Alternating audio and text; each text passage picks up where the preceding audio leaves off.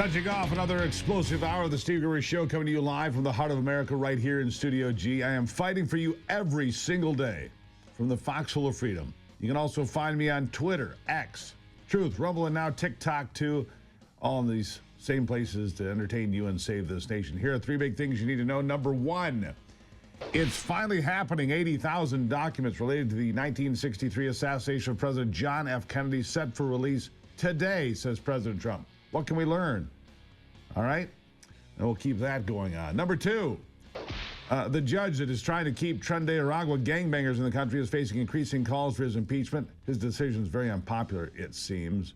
And number three, so while violent illegal alien gang members are being cheered on by Democrats, they are being targeted by President Trump to be arrested and shipped out of the country. Hundreds have already arrived in El Salvador to a maximum security prison designed to house the most violent offenders. We're going to get to all of that, but first I want to give you something here. And that is the end of the ceasefire in Israel. Israel strikes Gaza after Hamas refused to release hostages. That happened overnight. Donald Trump says he'll be speaking with Vladimir Putin today, trying to bring peace to the world. We have that coming up. And the stranded NASA astronauts are coming home. We're going to do all these breaking news stories coming up, but I'll continue here. As you know, the fight against violent extremists is happening both here and abroad, as America is once again asserting itself and pursuing peace through overwhelming strength. President Trump is taking the fight to the Houthi rebels in Yemen, al-Shabaab, Islamic terrorists in Somalia, making peace through strength an attainable goal once again. Here is Defense Secretary Pete Hegseth. Listen to what he says. We're sitting on 4 years of deferred maintenance from Joe Biden, where in particular, when you talk about the Houthis, they were allowed for over 100 times to shoot at U.S. ships, to shoot at commercial shipping. 4 months ago, when we sent a ship through, it was shot at 17 times. Ships haven't been able to go through for over a year without being shot at. Freedom of navigation is basic. It's a core national interest. And President Trump has said, we will restore that, and we will be unrelenting. I want to be very clear. This campaign is about freedom of navigation and restoring deterrence. The minute the Houthis say, we'll stop shooting at your ships, we'll stop shooting at your drones, this campaign will end. But until then, it will be unrelenting. Unrelenting. The heat is coming. The Trump administration is laser focused on taking out America's enemies globally, sending the message that we will not be screwed with. He's attacking our adversaries, and who are the Democrats focused on attacking? The sitting president of their own country, Donald Trump, of course. That's what happens when you lose your way. While we're taking out Houthis and al-Shabaab and terrorists right here in our own country, they're attacking Donald Trump. Their latest, the fact that Donald Trump deported hundreds of violent gang members that were here in the U.S., illegally, of course. That's right, they're more worried about violent gangbangers than your safety. As long as they think it might score them a political point or two, it's not, however. Over 260 suspected gang members are facing justice today, their second day, in a brutal El Salvadoran prison. This includes 2 dangerous top MS-13 ringleaders, plus 21 of El Salvador's most wanted individuals from MS-13. And the prison arrangement will actually save us money, instead of housing them in our own jails with limited space. So what could possibly be the controversy? Well, a single rogue federal judge in D.C., knee-deep in the swamp, issued an emergency order against the Trump administration for using the Alien Enemies Act to immediately deport these criminals, these violent criminals. The Justice Department says that the order came after U.S. planes carrying these terrorists were already outside of U.S. territory over international water, where U.S. courts have no jurisdiction, and therefore they kept right on going, to be greeted by heavily armed police in El Salvador. El Salvador's President Nayib Bukele responded on the order on Twitter saying, oopsie, too late. Too late is right.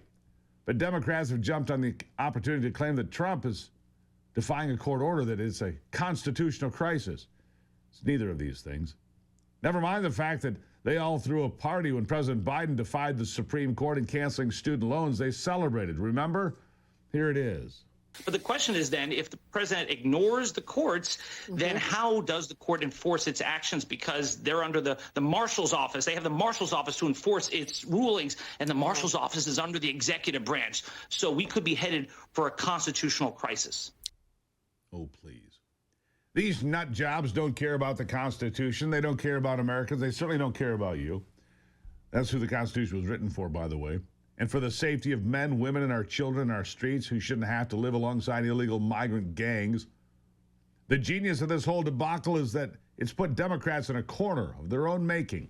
They've taken the position of having to defend actual terrorists, people who have actually killed Americans and wrecked working class communities, just in order to stick it to President Trump. I'm pretty certain the Trump team carefully planned this, figuring out exactly how to embarrass the Democrats most, even down to the perfect timing of the judge's temporary restraining order while the plane was already in international airspace. It was a well-thought-out move, executed flawlessly, and I've got to hand it to the Trump team for pointing out just how asinine the Democrat Party has become. This is why, by the way, the left-wing party's approval numbers are so low. And I'm not near as shocked as, well, as this guy. Listen. The question is, how low can you go? Voters' views of Democrats in Congress, the lowest ever approval ratings on record per Quinnipiac University. Look at this. Approve, 21% among all voters. Look at the disapprove level. Holy Toledo, 68% of all voters disapprove of how Democrats are doing in Congress. Now, you might think that is low, and this is the lowest number on your screen here, down at 21%. But I want to bring you over here to how Democratic voters feel, because this is truly unbelievable. Amongst their own party, how do Democratic representatives, senators, how are they viewed? Get this, the plurality disapprove at 49%. More Democrats disapprove of the job that their party is doing in Congress than approve. Get this, only 40% approve. These are truly horrific numbers. They're in the trash bin of history. That is how low these approval ratings are. When you can't even get plurality approval among your own party, you know you're doing something wrong in the eyes of the American public, Jessica. They are in the trash bin of history. Yikes. Yeah, that's what I was going to say. Yikes indeed. Trash heap of history, it's right where they belong. You don't side with terrorists over the American people. That's got to be basic politics 101. Trump is working for the American people while the Democrats are only looking for ways to tear him down. When asked about these abysmal approval numbers, this is what Senator Chris Murphy blurted out, so out of touch, so tone deaf completely. Listen. Why do you think Democrats are failing to connect with Americans at this critical moment of urgency, which you describe? Well, it's what I just talked about. I mean, I think Americans want the Democratic Party to stand up and fight and to take risks.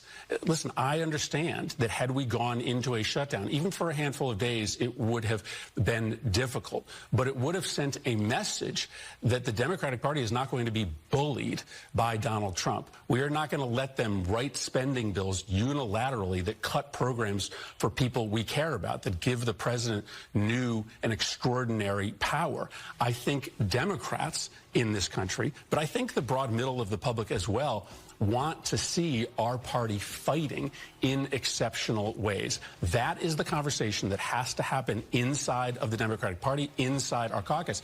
And if we don't get that right, if we continue to work with Republicans, if we continue to hand Donald Trump more power, we are going to lose our democracy. Lose our democracy. We live in a republic, idiot. Anyhow, I'm going to take a break and be right back after this. Time.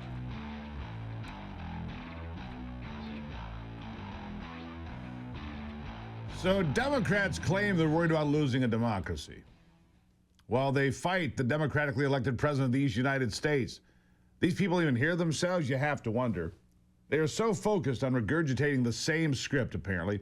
It's remarkable. Watch this. The strength that we have is in this moment. Listen to your constituents. Center them in this moment. But I can tell you that there are a lot of people that are watching his leadership in this moment. This is the moment. You know, I think about what's happening, in this moment. What's important is that we meet this moment. So are these current Democrats the ones to meet the moment? What do you want to see us doing right now in this moment? And which Democrats are actually going to stand up against Elon Musk and Donald Trump in this moment? The fight that you all are exhibiting is not just what the base wants, but it's what this moment requires. This moment requires me stopping that nonsense. If you want the American people to support your party in this moment, How about embracing just a shred of authenticity instead of spewing out the same robotic performance? It's not just Democrat politicians, by the way, taking the side of gang members. It's also left-leaning institutions, which you heard there a little bit. It's the ACLU, one of the biggest forces behind the litigation effort against deporting Tren De Aragua members. And in case they forgot, the ACLU is supposed to stand for the American Civil Liberties Union. But this group has clearly lost its way and is instead standing for violent criminals who are terrorizing the very immigrants, those here legally, they claim to be defending. These organizations are literally going to court for the rights of narcotics dealers to re-enter immigrant communities, to terrorize women and children. It is by definition insane. Andrew Weissman, former FBI general counsel, now a talking head for MSNBC with no morals, he thinks we should be keeping these criminals here in the country, not deporting any of them. He really goes out and argues in favor of this insanity. Here it is. There are all sorts of problems with invoking the statute. We're not at war with Venezuela. We're not at war with the gang that is the subject of the executive order. There is no invasion that is going on. And you also have to show that the people you're removing are actually part of that gang, even if there were an invasion or a war. And this statute may, in fact, be very unconstitutional because it doesn't give due process to those people. Yeah, well, they're here illegally. They committed violent crimes. Due process doesn't apply the same as it does to an American citizen. Mr. Weissman, you're an idiot. How does he not get that we should be at war with a criminal gang in our country that's waging war on our citizens? How do you miss that point? In response, by the way, Deputy Chief of Staff Stephen Miller ripped face like only he can. Listen to this. So first of all, Andrew Weissman is an absolute moron. He is a moron, and he is a fool, and he's a degenerate. Andrew Weissman has devoted his career to putting innocent Americans in jail, taking away their civil liberties. He was involved in the Mueller coup against a democratically elected President Donald J. Trump. Weissman should never be on TV anywhere. He should hang his head in eternal shame for what he's done to this country. And now he's up there shilling for people who rape and murder Americans. That's who Andrew Weissman is. And that's the only appropriate response to this kind of degeneracy, as he put it there, Mr. Miller. You have to expose it for what it is, left-wing morons who will shill for anyone other than the American citizen and attack Donald Trump for any reason. Borders are Tom Homan pretty quickly shut down a reporter asking about Trump using the Alien Enemies Act. This is classic. Listen to this. You say to those who claim you're using a 200-year-old law to circumvent due process? An old law? Not as old as the Constitution. We still pay attention to that, don't we? But some would say this is... How many more times do you plan on deporting El Salvador? Mic drop. No bull, because Americans are tired of it. They're tired of the Democrat Party, and now more Americans say our country is on the right track than at any point since 2004, because they feel their interests are being protected, not by the Democrat Party, that's for sure, but by the Trump administration and the America First agenda. It's time for Democrats to take a long, hard look in the mirror and get on board, because they're terribly, terribly lost. I mean, think about what they've done here. They've lost on economics. They've lost on security here at home. They've lost on foreign policy. So they pivot to men and women's locker rooms. That's what they're defending. They're defending Tren De Aragua and MS-13 over you and your neighborhood. Pretty remarkable, isn't it? Pretty remarkable. All right, so what's going on today? The ceasefire. Speaking of foreign policy, problems for the ceasefire in Gaza. It ended overnight in a dramatic fashion. It ended. Israel strikes Gaza. Airstrikes mark a return to Israeli military campaign against Hamas. Apparently, they found out. They found out that Hamas was planning another October 7th type attack, and they came in with fury. Said, we're all done here. They're all done here. This part of the program brought to you by my friends at Home Title Lock. Did you know scammers can literally steal your home right out from under you? The FBI calls it house stealing.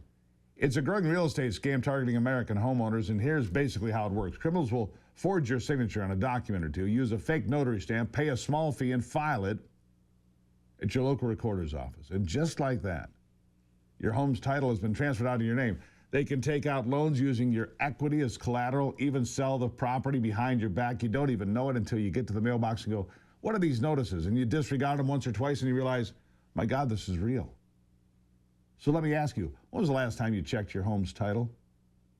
Do you even know where it is? If you're like me, the answer is no, I don't. I don't know where it is. It's exactly what scammers are counting on, and that's why I trust Home Title Lock. Their $1 million triple lock protection helps you keep your home and equity safe.